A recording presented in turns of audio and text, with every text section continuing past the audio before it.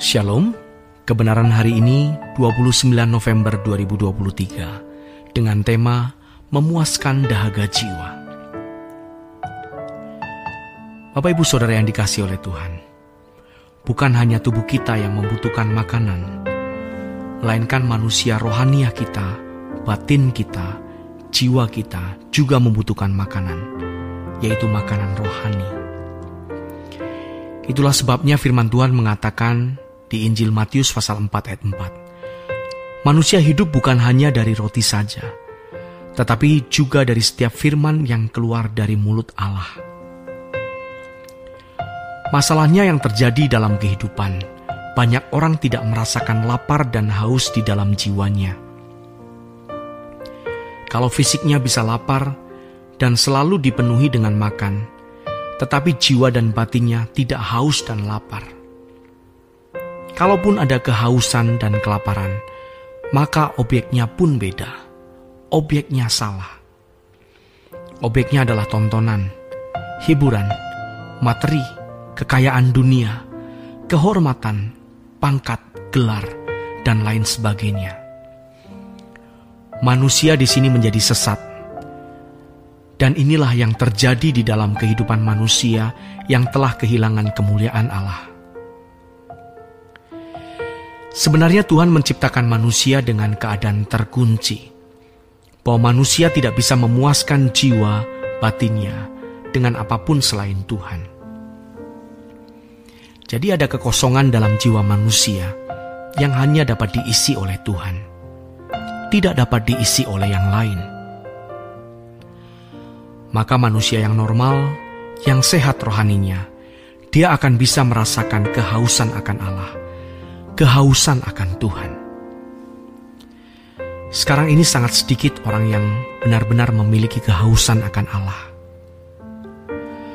Walaupun ia dapat merasakan bahwa jiwanya sebenarnya haus dan lapar akan Tuhan, tetapi dia tidak menyadari bahwa yang bisa memuaskan dahaga jiwanya itu hanya Tuhan. Iblis menawarkan berbagai isian untuk memuaskan dahaga jiwa manusia. Dan apa yang ditawarkan iblis itu menyesatkan. Bukan memperbaiki jiwa, melainkan merusak jiwa. Seperti yang tertulis di Lukas 4 ayat 4-8. Ketika itu Yesus dibawa ke tempat tinggi dan ditunjukkan kekayaan, keindahan dunia ini. Iblis berkata, "Segala kuasa itu serta kemuliaannya akan kuberikan kepadamu, sebab semuanya itu telah diserahkan kepadaku, dan aku memberikannya kepada siapa saja yang kukehendaki. Jadi jikalau engkau menyembah aku, seluruhnya itu akan menjadi milikmu." Kalau Yesus menerima tawaran itu, maka rusaklah jiwanya. Ini juga yang ditawarkan iblis kepada manusia. Memang tidak secara harfiah manusia menyembah iblis.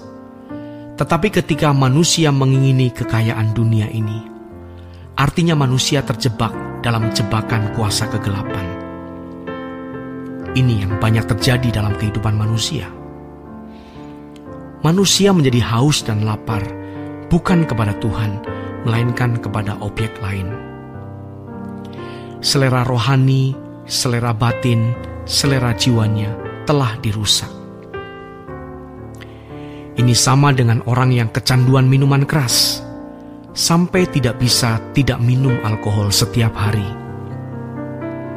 Selera tubuhnya telah disesatkan, tetapi dia tidak bisa menghilangkan itu karena sudah terbelenggu, terperangkap dengan selera yang salah. Iblis merusak selera manusia, bukan saja selera tubuh, terlebih selera jiwa. Mestinya ditujukan kepada Tuhan, namun ditujukan kepada yang lain, yaitu dunia ini. Dan ironisnya, kalau seseorang sudah haus akan objek lain, dia tidak akan bisa haus akan Allah. Tidak bisa dua-duanya. Apalagi kalau orang sudah kecanduan dosa, tidak mungkin dia haus akan Allah. ia tidak bisa merindukan Allah. Orang-orang seperti ini tidak bisa menjadi kekasih Tuhan. Padahal mestinya, seperti yang dikatakan dalam 2 Korintus 11 ayat 2-4, orang percaya adalah mempelai Tuhan Yesus. Saudara yang terkasih, hatinya harus terikat hanya kepada Tuhan Yesus. Jadi bukan tanpa alasan kalau Paulus berkata, "Aku takut kalau kamu disesatkan dari kesetiaanmu yang sejati kepada Kristus." Sama seperti Hawa diperdaya oleh ular. Hawa mau mencapai apa yang seharusnya dia tidak capai. Hawa mengingini bersama Adam tentunya sesuatu yang mestinya dia tidak ingini. Dia mau menjadi seperti Allah. Sudah rusak. Gara-gara itu selera jiwa manusia menjadi rusak. Adam dan Hawa rusak, dan seluruh keturunannya pun menjadi rusak. Karenanya Alkitab berkata, karena semua manusia telah berbuat dosa dan kehilangan kemuliaan Allah. Roma pasal 3 ayat 23. Mari kita melihat dengan jujur betapa rusaknya jiwa kita.